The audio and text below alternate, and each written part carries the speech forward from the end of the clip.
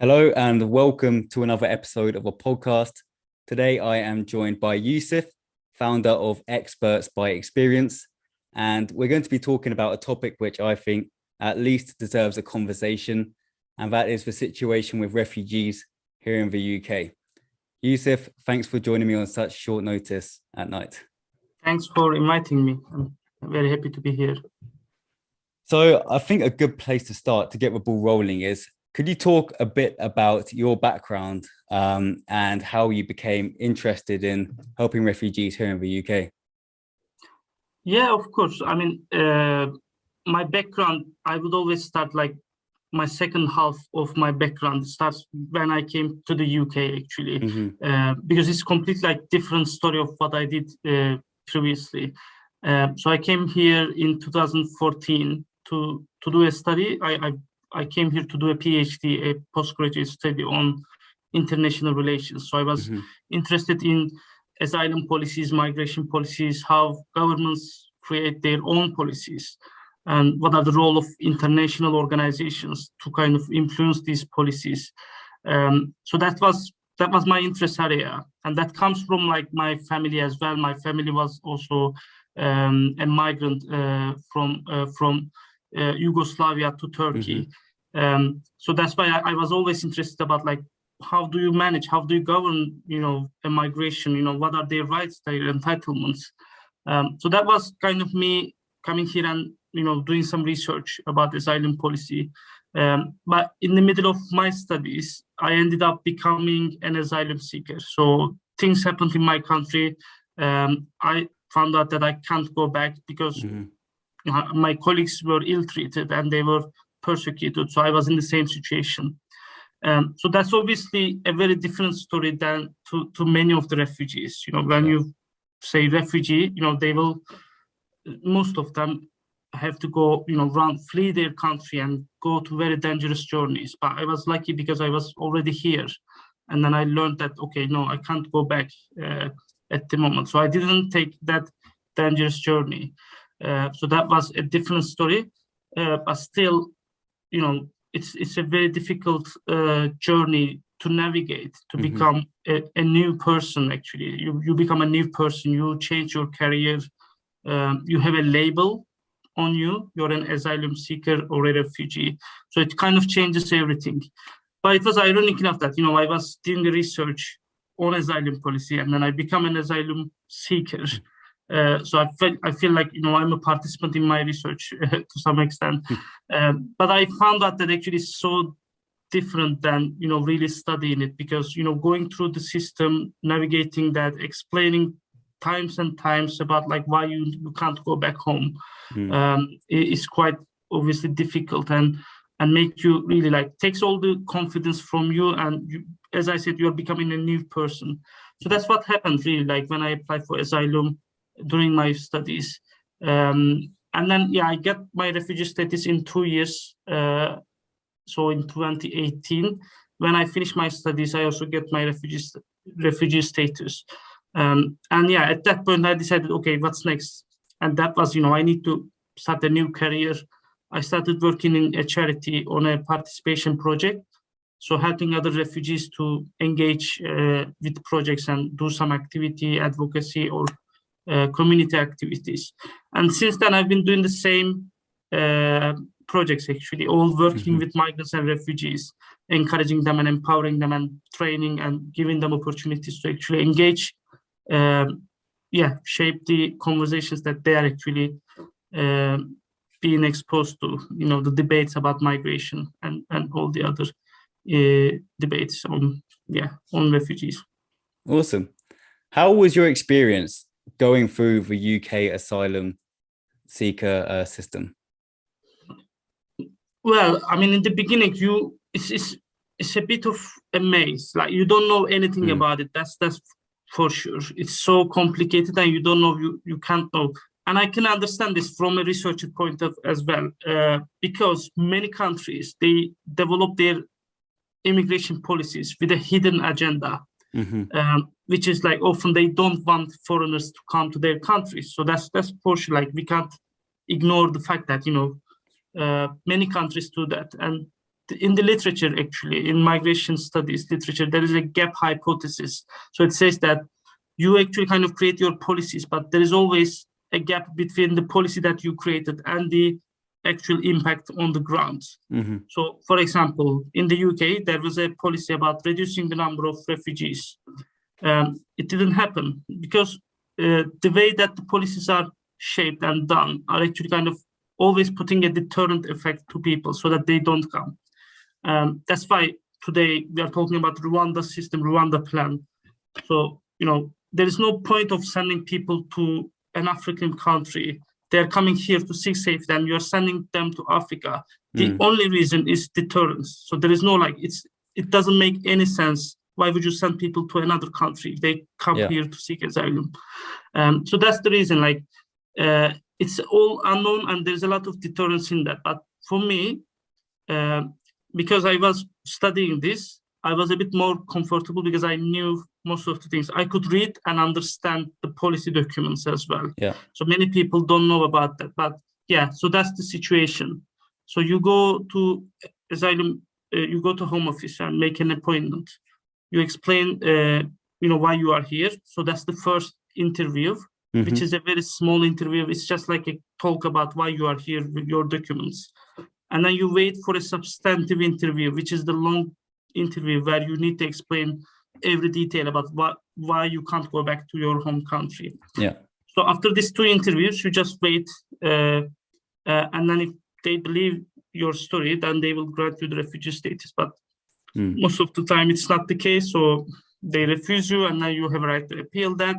And then, that's kind of like a very complex system and area. Like you need to find a legal representative. It's not available in every area in the UK. So legal aid is not available. So many people struggle with that as well. It's not a fluid, it's not kind of a straightforward system. You can end up becoming an undocumented migrant. You can end up becoming a refugee, or you might be, you might regularize your status in different way as well. So once you're in this system, it's quite like you don't know where you are going to end up. So that's a bit of a situation at the moment.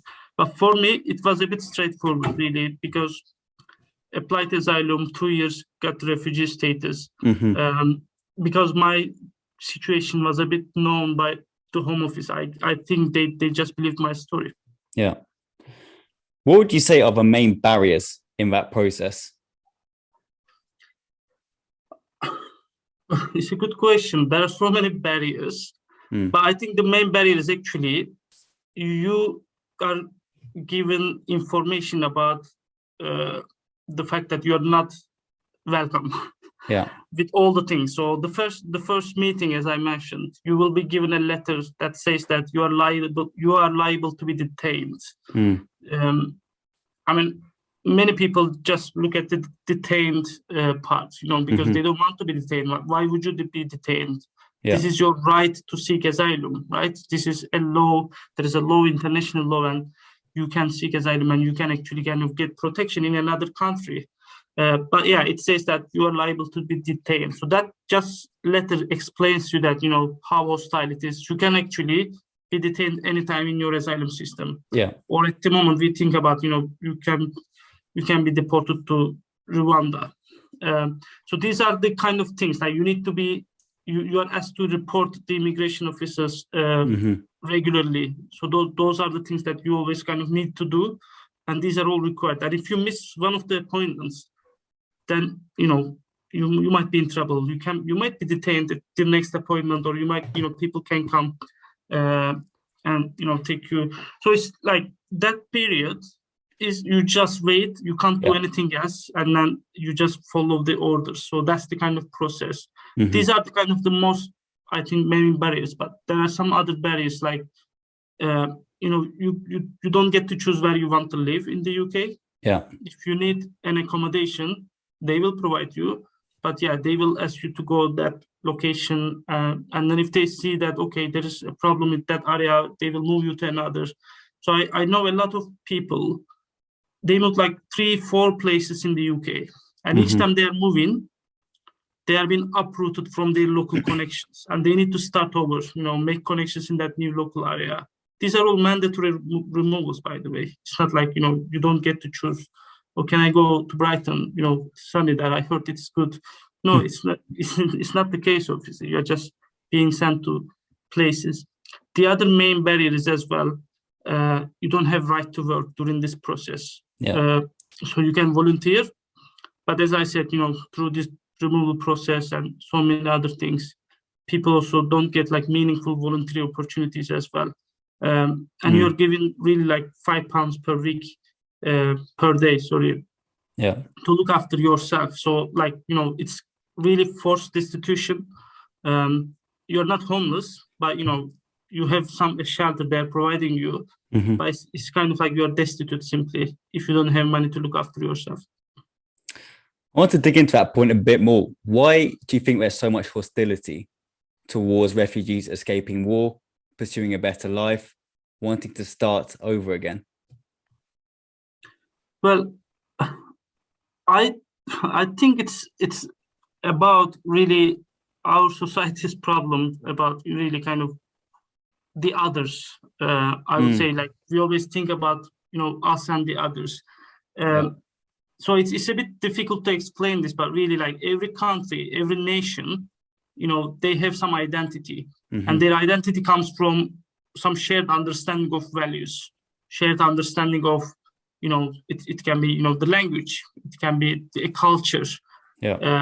So this has been the case, and that's why we've seen wars in the history. Sometimes it's clash of civilizations, is sometimes interests and other bits.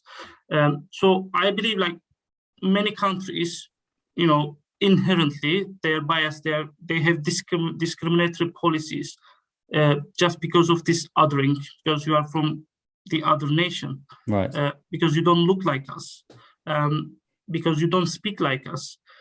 Isn't it the case, like, in our job applications as well? I'm gonna speak about my project as well, but oh, you don't, you seem like very good fit for our organization. So it's always like there is this othering to people that doesn't look like you, that doesn't speak like you. I think this is inherently in our policies. Unfortunately, that's the case. I can't, I don't think any country kind of does really good job in terms of like offering a true welcome to people. But it's actually like not to offer welcome, but like giving them the entitlement. Like, this is something internationally acknowledged in the Geneva Convention. This is their right. Any people have their all different rights. Right to a private life, right to a family life. This is simple. Right to asylum. So you need to seek asylum if you can't, if you are persecuted in your home country. So I think that's the thing. I think it's that the othering inherent in our society. Yeah, I agree. I think a lot of it also boils down to, fundamentally, do we view human beings as an asset to the economy, as an asset to society, and as an asset to culture for increased diversity, or do you view newcomers as a burden? I think that's the main cause of tension when it comes to a conversation about migrants, refugees. Yeah, I mean, many people, just because of this othering, there's always like scapegoats of migrants. So if there is a problem, a political problem, you could actually clearly see that in our in the UK politics. Like, if there is any problem, like, let's say, for example, during COVID time, you did a party, you're a president and you did something, you broke the COVID rules. The next day, you will see something about refugees. You will see something about migrants. The next day, in the tabloid media.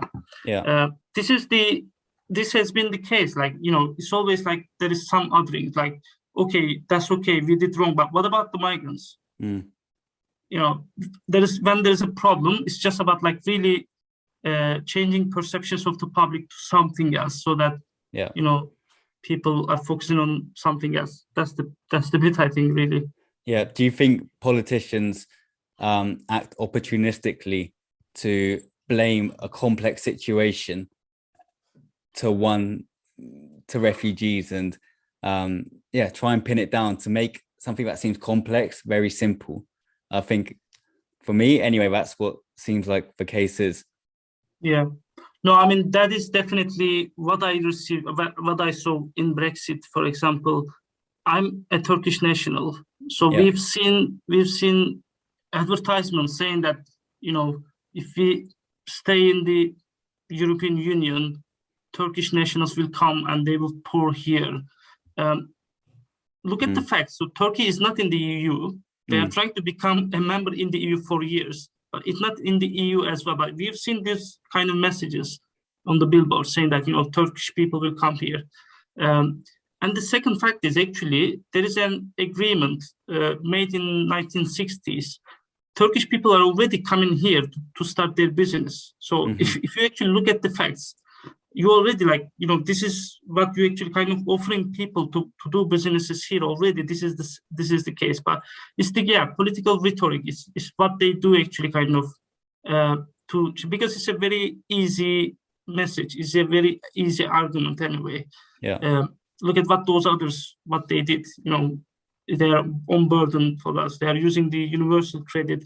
They're taking the benefits and they're not doing anything on that. So that's the kind of the situation I think we see. Yeah, definitely. Moving in a bit more of a positive direction, why do you think there's such a disproportionate number of refugees who become entrepreneurs, become founders? I think if you look at the S&P 500 or some of the greatest American companies, so many of them disproportionately have been founded by migrants, by refugees. What are the characteristics? Why do you think this is? Well, I mean, I would say we should maybe think beyond refugees or migrants, because they're people. Some people are really great at starting a business. Some people are not so great at starting that business. Obviously, being a refugee has probably some assets. It gives some attributions. Like many people say that because it really develops your resilience, and because of all the barriers that people see. That's life experience, isn't it? You are taking a risk when you're opening a business. It's not easy job for many people. They might say that, no, I will go my job, day job 9 to 5. I don't want to do anything. I don't want to take any risk and stuff. So that's okay. Many people choose that way. But some people are good at that. They make the risk, they take the risk, financial risk to actually kind of make some profit, and they set up their business. I would say refugees are really good at making risk analysis because they've already done a risk analysis, and the risk was not financial, risk was their life actually. So that's why I think I would say they can actually kind of take that analysis in place.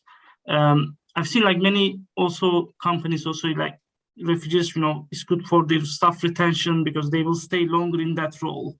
I mean, these are kind of, I think, oversimplifying a certain cohort. We need to look at their people, and why don't we look at individuals as individuals, in that society, rather than having refugees. Yes, we understand that lived experience of being a refugee will increase and it will contribute to something. But I think we need to kind of sometimes think about beyond labels. That's because they're human who wants to do that, and they're successful in that approach. I would definitely say so. Really, we need to kind of maybe, because if we kind of think a lot about that's because they're refugees. No, that's definitely because they're migrants. Then we go into that dilemma of good migrant and bad migrant. Who is a bad migrant?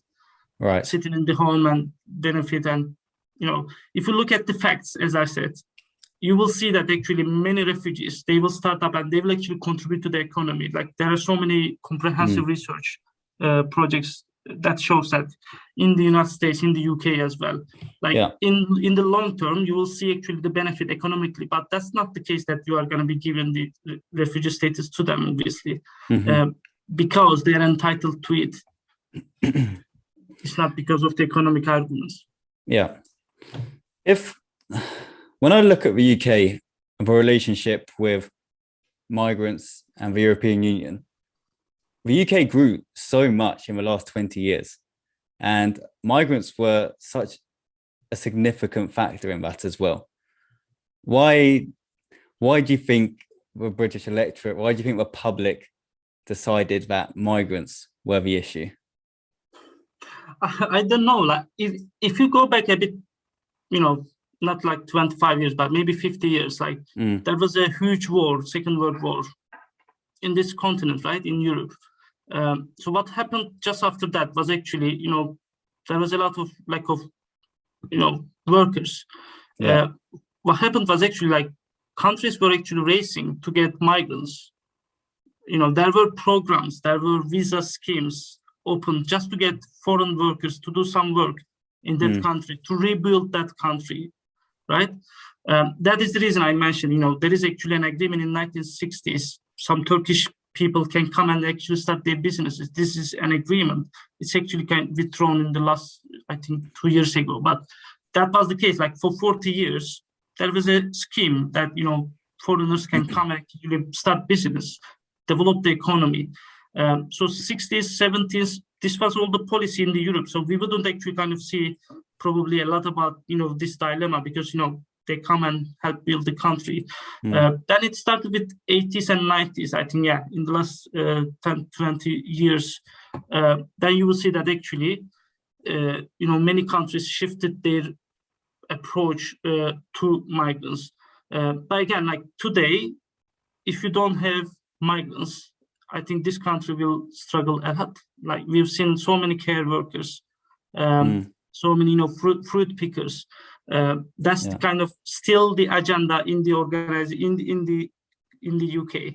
So if you remember in March when the Ukraine conflict started, the first visa types that was put by the Home Office was actually, you can come and pick fruits here. So the visa type for fruit picking, like they are in a conflict and you're actually offering this visa type. Why? Because they need these kind of jobs, and they say that we are opening a new visa scheme for you if you can come here and pick some strawberries. That's the case. Like in the business, in the kind of system, in the sector in the UK, you will need those jobs. Those jobs will kind of will take you, will build your economy, and you can't find a lot of people to do that. So that's been historically kind of relying on migrants and how they are actually kind of doing that.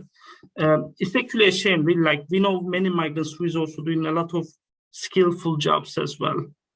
So that's the kind of dilemma that we can see. That's why we say like good migrant, bad migrant dilemma is coming from that aspect actually. The other thing is, so many refugees, they are actually very successful businessmen, or they are very successful. They have so many skills from their home country. But that is not recognized here when they come here. They need to go and start from the beginning. Really, they need to start from the beginning. They need to take education because it's not recognized, and you can't actually start at the same level when you actually come here. So what happens is actually they look at what they can do. They have two hands, so they can do like some fruit picking, for example. They can do some crafts or something. So I think that is one of the other reasons where migrants are actually doing, low skills jobs. That's because, it's not recognized. You don't actually kind of provide opportunities to them to thrive in what they can do here. So many engineers here, migrants, refugees, they are sitting at home. They can't use that skill set. But what they do, so they need the money. They need to, kind of put food on the table, so they go and do taxi or Uber, or they do food delivery. But in a sense, they are actually kind of skillful people who can contribute a lot in that area. Unfortunately, this is the case, really. Yeah, and you see as a result right now, because of a combination of both Brexit and the pandemic and hostilities towards migrants, construction, hospitality, NHS, there's an enormous labour shortage in the UK, and people are kind of scratching their heads thinking what's gone on here. It's such a shame. I feel like we've kind of shot ourselves in the foot here. Moving our attention towards your personal project, Founders by Experience, how did this come about? So this is again like coming from my lived experience. As I mentioned, I finished my studies, and then I said that, okay, what do I have? What are the skills that I mentioned, that I can contribute to this country and make a living here? I couldn't do my previous job in Turkey. It was completely different. I said that no, it's not possible at all. And I looked at like, what do I have apart from that? I have a PhD on asylum policies, and I have a lived experience of, someone going through the asylum system.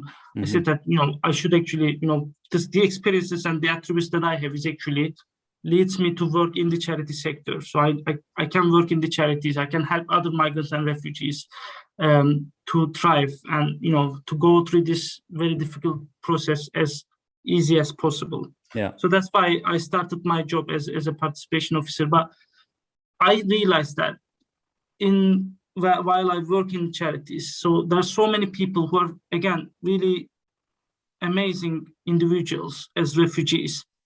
But when they apply for jobs, for example, in the charity sector, they can't express themselves through the different reasons. Like first, for example, because they were actually seeking safety for the last 5 years and maybe moving from that area to the other area with no right to work.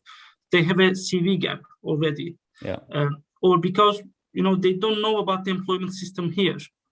Maybe in their home country, it was pretty much different. So I know people who said that, in my home country, obviously there are CV and cover letter, but we just had a conversation and they asked me, "Oh, come and start on Monday," and then I started on Monday. Here you need to go through like 2 stages of interviews, and then a written task in some of the roles. It's like you need to actually study the style of employment here to actually kind of get into a role. There is a specific template of how you can actually get into roles. Yeah. You need to come and study and learn that, and then you can get into that role. So there are people who said that for the last 5 years, I've been trying to rebuild my life. I couldn't focus on my CV or skill set or anything. So how do I explain this to an employer to say that, what did you do? As I said, I mentioned this, many refugees have their experience from their home country, but this is often really disregarded. So they can't actually kind of show that as well. Sorry to jump in. How much help is provided by the Home Office in that particular situation?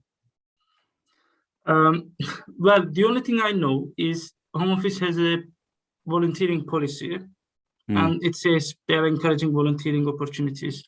I don't think there is any other help at all. So you have a cohort of 35,000 asylum seekers in the UK who can actually volunteer and develop their skills, and it's good for their well-being, it's good for their confidence and mental health. I don't know any projects from the Home Office at all that encourage them to go and seek, voluntary opportunities. It's all charities, it's all employment charities. That's what I know. If there is any kind of projects, I'm not sure at all really like where it is. Maybe it might be too much localized. But yeah, as a policy, they do encourage volunteering to people. I think there's not really like, it's all depending on charities and how they are helping them to get into employment. Yeah, but I mean, my project is actually looking at like, how do we actually kind of break down those barriers that we already have in our charitable sector. So there are already amazing charities who help refugees to get into employment in any kind of sectors. But we are focusing on actually our charitable sector. And that is because with a particular focus on lived experience and experts by experience, we believe that, as I said, I was looking at myself. What do I have? I have my lived experience. So we believe that every asylum seeker is going through that process, and they are the experts in that process. Yeah. So they can actually contribute to informing to that process of seeking asylum and reforming that and making it better. Not like coming up with Rwanda plans or something, but actually kind of really making it better. So if we had people on the table who are seeking asylum, making that decision, they wouldn't say, "Oh, let's send them to Rwanda." It's nonsense. It doesn't make any sense at all to that. So that is the reason we want to kind of encourage more and more refugees to become leaders in the charitable sector, so that they can lead the conversations about asylum system, asylum process. They can provide better services to people. They can do better campaigns. Simply, they would be on the table with the Home Office, because Home Office often asks charities about, how should we do that? it's questionable to what extent they listen. But Hmm. obviously, this is a way to actually kind of go into that debate, go into that area of where you can talk about asylum policy. Yeah. So that's what we are trying to do by working with charities and people seeking asylum. Has the Home Office showed a willingness to work with projects like yourself? I think there is, they do fund some projects, I think. Yeah. They do fund some organizations who help refugees to get into employment. Mm-hmm. Because my project is too specific on like working in the charities. Mm-hmm. I'm not sure. I'm trying to kind of make some context, but I'm also at the earlier stages in the project. So that's why, we will need to see actually if they will be supportive of this. Yeah. But I think there's no reason why not. Like really, they have a lived experience. It's just like sitting on the table.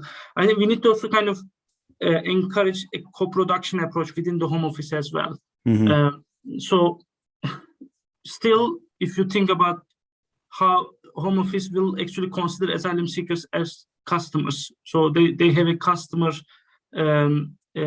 So I think that's what they call. So when they say that asylum seekers, they don't say like people seeking asylum, they say customers. So there is a customer relationship there. So Home Office and asylum seekers. It's like too much away from a meaningful conversation or a relationship. Yeah. So we want to kind of make sure that there is also that understanding of like, actually, it's not just customers, they're experts in that system. So maybe, there's a subtle invite difference between a space. customer and a human being. Yeah, definitely. So what current stage are you at with this project right now? So it's been of a good journey for me actually, because establishing this project has been an amazing journey for my leadership. So I would say like I started a leadership program in September. This was for refugees, migrants, and people who are working in the charities in their first 3 years. So like emerging leaders program. Mm-hmm. So I already had ideas about this employment. It's not right. It's not fair. How do we actually kind of make sure it's more equitable for refugees when they come and to an interview? Like, how are you going to kind of make sure that you are offering the support to people who can express themselves very well in the employment, so that they're not actually kind of doing less than another person who can really do that STAR method in the interview very quickly, and then get the idea, answer the question very well, and then you would always tend to go to that person. So how are you going to make this equitable? So that's like the way that I started was actually really like speaking to people like me. I asked them like, what do you think about this? I think this is a problem. Can we do something about this? And that's how actually kind of it started, and it became a voluntary project. Mm-hmm. So at the moment, it is still a voluntary project. In February, we said that let's do a pilot project, and then we can actually test out our workflow, and we can actually see how this would actually kind of add a value to the sector, to our refugee and asylum charitable sector. And the way that we designed the project was actually really like it's twofold. So the first part is actually really supporting refugees in their job applications to the sector, which is often the case in so many other employment charities as well. So there are so many charities, but we would be kind of specifically encouraging them to work in the charity sector if they are happy to, because we would be kind of telling them that, you have a lived experience of the system. You could actually kind of design a service better because you've been in that situation of receiving that service as yourself. But at the same time, we always wanted to make sure that we also speak to the charities as well, ask them to change their recruitment process, make it more equitable. So it's a two-way process that we wanted to do that. But at the moment, it's still a voluntary project. We've started the crowdfunding to get a startup fund to get it into a proper organization so that we can actually support more charities and more refugees in matching them up in the job applications. On that point on charities, how supportive have they been? How have you found working with charities? Have they been disappointing? Have they lived up to expectation? How have they been with you? To be honest, there have been some charities who have been really supportive because they already have an agenda of really like, because they were already looking for answers, like, okay, we want to really encourage people to apply for our roles. We want to employ them, but we don't know how to do that. What is the right process? So some charities were in that area, really, I would say like really like progressive. They already have some goals and strategies in place about co-production. Right. Some charities, their CEOs publicly mentioned that the next CEO will be someone with a refugee background. So publicly committing to that goal.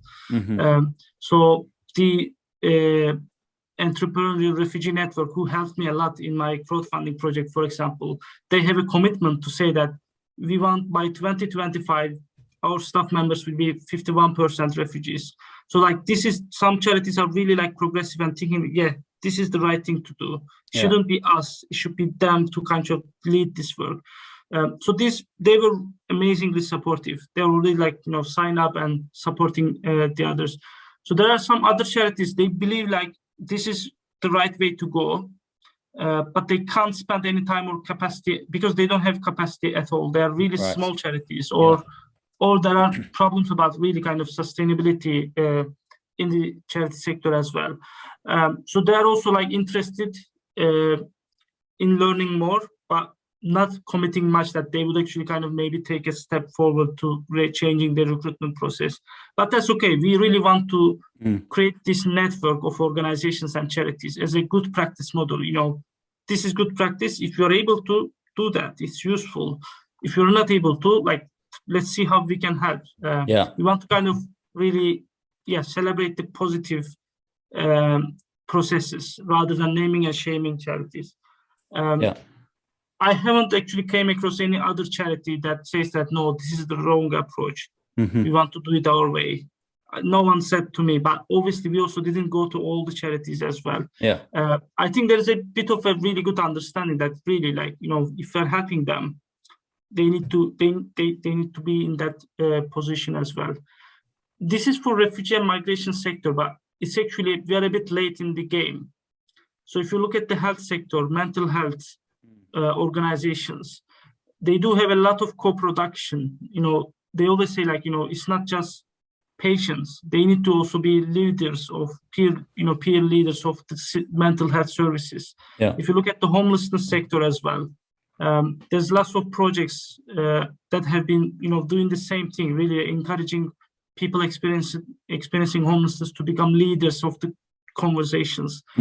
So we are not that too late, but we are in that journey of actually kind of getting there. We need more projects, we need more activities, more commitment in the sector to kind of take a bit step into that area. But yeah, most of the time charities have been very positive about the idea.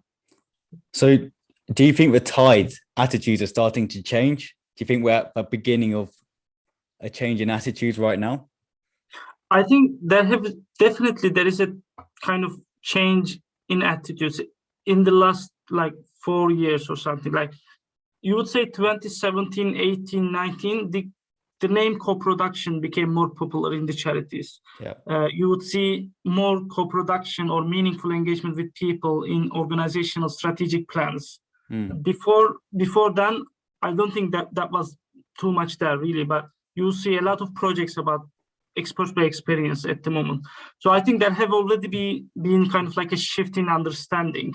That's kind of like beyond my time, really. I don't know exactly, but I recently got the privilege to meet some really important people who actually kind of started that conversation, who have been working for 10 years with charities, with CEOs, like, holding them to account, like, okay, how you are doing that. So sometimes we think that, it's the charitable sector, right? It's all positive, it's help, it's support. But we need to really question that as well from time to time. We need to put people to account and say that, are you doing the right thing? Really, like when you're providing support, can you actually do it in a better way? So we shouldn't be just looking at all charities are amazing and perfect. We should be kind of asking questions. Maybe we can do better. Maybe we can approach better. So that's the kind of approach I think we need to see more and more. Like, perfect. We are an amazing charity. We help 3,000 people every year. But to what extent you empower them? So that they don't need your service. It feels like, sometimes you're helping them, and because you're not helping them to rebuild their lives, or maybe, I think this is the understanding I want to kind of see. Really, all charities in the sector should say that there shouldn't be need for that charity in that system. So they should be kind of volunteering and advocating for that. Yeah. So if you have a destitution service, you are giving money to people who are destitute, who are migrants. You need to make sure maybe they know how to kind of earn their money or how to get into employment, so that they don't need your service in 5 years' time. If you have the same service again and again, first, it's either that policy area is very hostile and the government is really kind of making everything very hostile in that area. Maybe that's the case. But if that's not the case, if things are reforming in the government policy area, maybe then you're not actually doing your job. And you still kind of rely on people's vulnerability to actually deliver the same service. So I'm sounding too much negative here at the moment, but many charities are doing an amazing job. It's really like we need to, I think, be a bit of a critical friend in what we do, even in the charity sector as well. Yeah, I think that's a really important point, actually, because there are examples of charities who, if they solved their problem, they would be out of business, which you think would be a good thing. But in some weird, twisted way, actually having the problem maintains this institution. It keeps the money coming and it provides jobs and everything else that comes with it. Yeah. So it's a really weird situation, which I don't think there's too much conversation about, to be honest. Yeah, I mean, obviously, you will need to kind of really go in, understand this if that's really the case. But if there is this understanding, I mean, we always know that, there is this, vulnerability, they are the vulnerable. Like, even in our charity sector, there might be this othering. That's because of, if you're exposed to a bad story, if you're exposed to, a vulnerability, someone who is very vulnerable situation, and you are doing like amazing work, like 9 to 8 in the evening, you are working your socks off to kind of really help people out. At some point, you don't actually you lose that emotion sometimes. You might be saying that, yes, that's the same vulnerability, everyone is the same. So it's really like, I'm talking about vicarious trauma here as well. So many people who are helping other vulnerable people as well, they might be kind of exposed to, the trauma themselves as well, and might not be sometimes it might not be like, you can start seeing people as case studies or case numbers. Right. It's not people actually, but it's this case number. And again, this is true. This is not through their faults, really. It is because there is so much need in the migration and refugee sector. There are so many people who need support. And there's only limited number of charities who can provide them. I think that's kind of like making it really worse for charities as well. You do more and more, and that kind of, you can't actually kind of focus on people, but actually start seeing people as case numbers. Okay, we have that as well. We have them as well. We have them as well. It's a difficult job, really, like in terms of working and running a charity. I think in an environment where there is no government support and funding, and the government is trying to kind of help, send people that you're trying to help to another country, that is difficult, really, how to do a good job. Yeah, it's a really important point, actually, because if human beings start becoming data and case studies, what you start doing is disassociating them and they become dehumanized. And that process of dehumanization is actually really dangerous. That's what Hitler used in World War II. I'm not comparing the situation we have now to World War II, but he dehumanized the Jews. You see certain people, certain groups in America dehumanizing migrants at the border. I think the process of dehumanization is the root cause of so many problems and issues that happen in society. So it's a really dangerous point, I think. Yeah, I mean, I couldn't agree more. Like, we know in Europe as well, like the fingerprinting is a huge, thing in the refugee communities. Once they actually put their fingers, once their fingers are taken, there is the database across to Europe. So no matter where you go to any country, you will be known that, yeah, your data is there in Greece or in Italy. Yeah. So sometimes you actually kind of turn people into their body data, their fingerprints.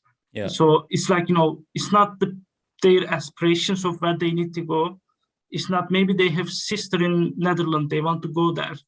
Or maybe they can speak a language in Europe and they want to go there.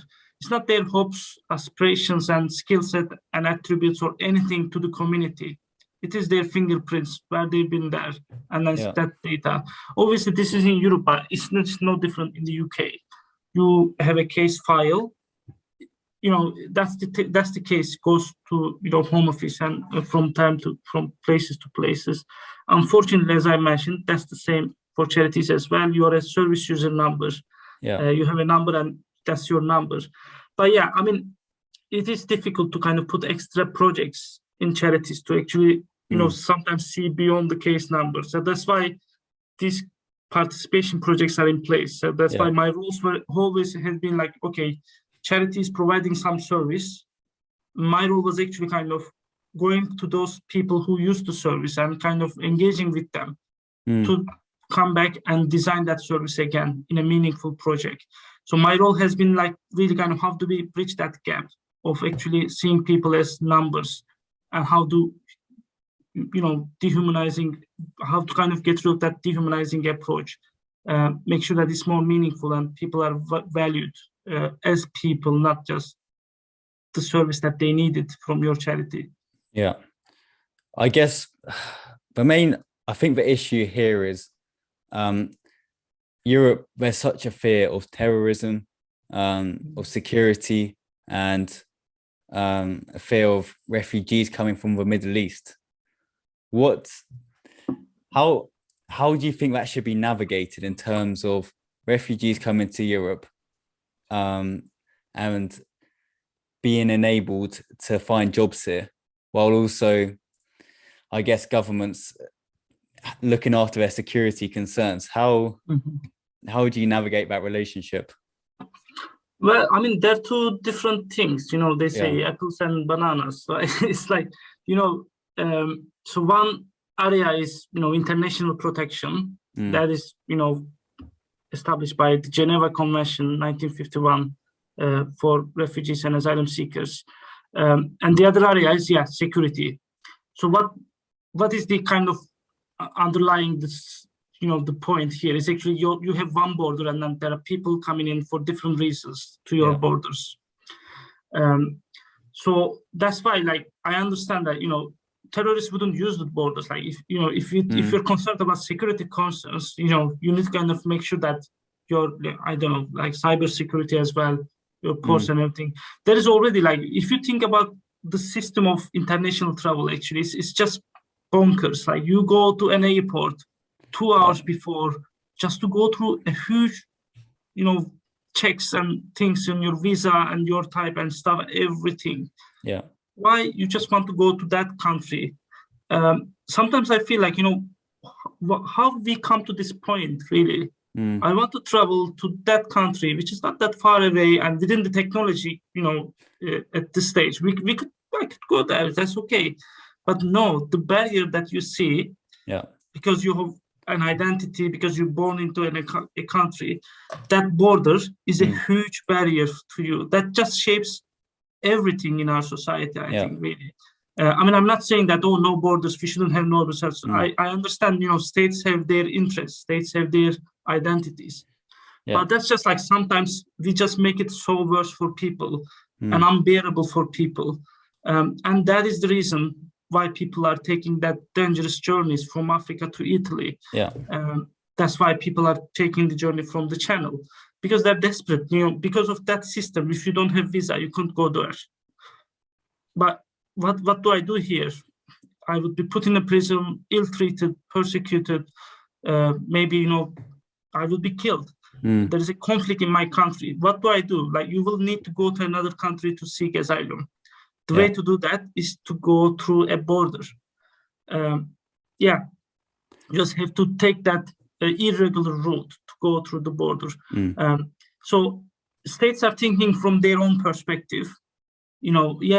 people have come here from different reasons, and it may be terrorists, it might be security reasons as well. But that's what we want. That's the reason I set up this initiative. We want states to actually kind of look at the perspective of the people. What would they do? The states are run by people. They can relate to, they can understand what people are going through, if they feel about that, if they speak to them, really. Like when you speak to a refugee, you can understand what they're going through. So it's just, that's what we want to make sure, like contact people, understand their motivations, understand their aspirations. And then you would then maybe have like some good policies. And then in that way, you can actually kind of have a very good system where you actually identify that person is coming from a conflict, they need protection, but that person might be harmful and they might want to, damage my country, so security threat and international protection. You can have good systems. It's just you need to change the way that you think about people. Yeah. It's not the same case. It's apples and bananas. For me, the biggest issue is the media, because the media massively overstate the threat of refugees. They massively over-report any violence that happens inside the UK, that happens inside America, inside the States. And actually, when you look at the statistics, there's so many killings and terrorist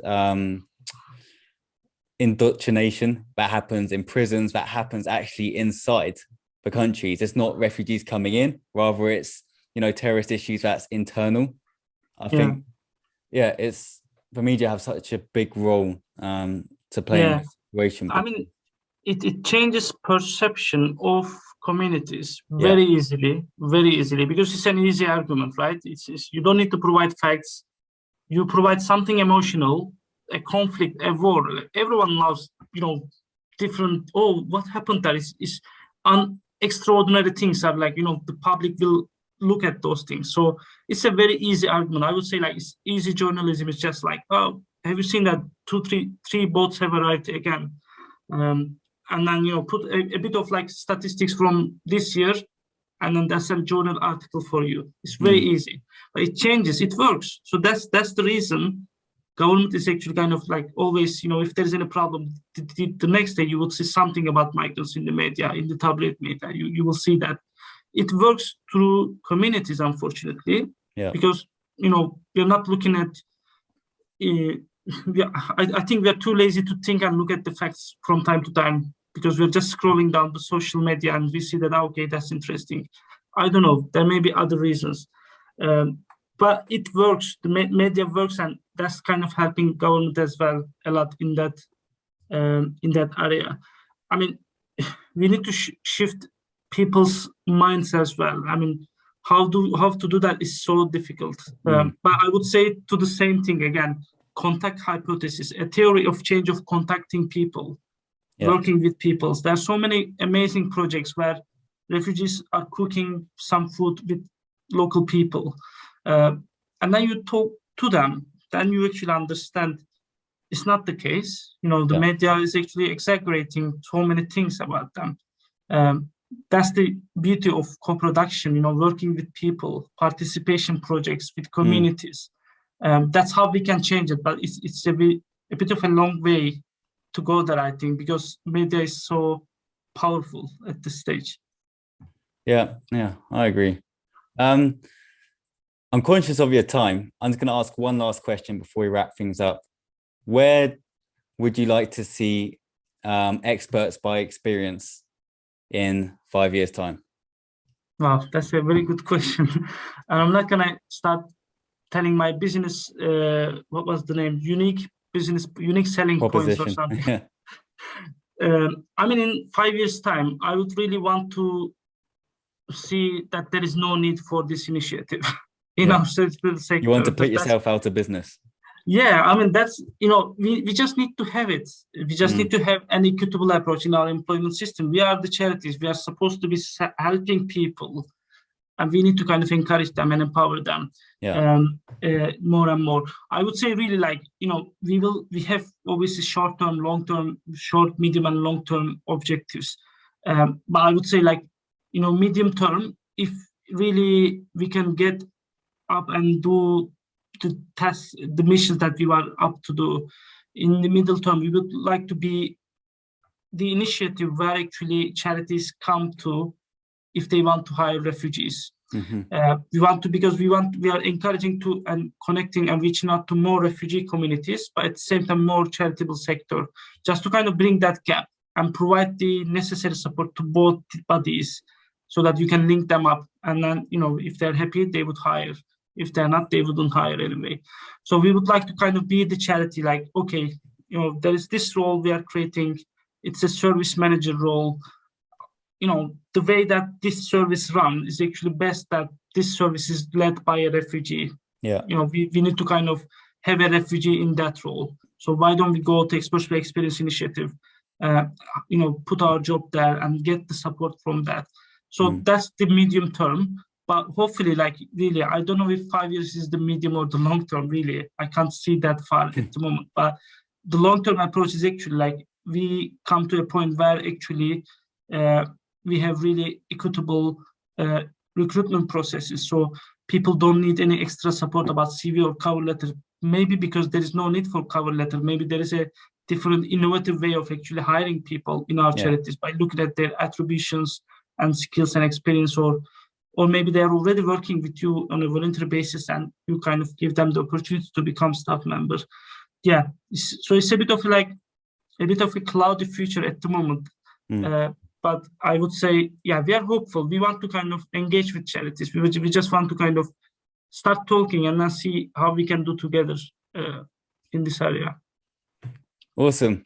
Yusuf, thank you so much for joining me today. I've really enjoyed today's conversation. It's a topic which is really important. I love what you're doing with your project. I wish you all the best, and I'll be watching you closely. I'm going to leave a link in the description below to the GoFundMe. Is there any other links you would like me to leave? I would say, yeah, the project link as well. If people are interested, they can come and see, you know, what we are doing, and they can support on social media and other places as well. If there are charities, like, they can sign up, they can join the membership. We can start helping their recruitment. Yeah, so I would say, yeah, I would like to put the link to the website as well. That would be useful. Cool. But thank you so much. Yeah, it's been amazing to kind of chatting this through.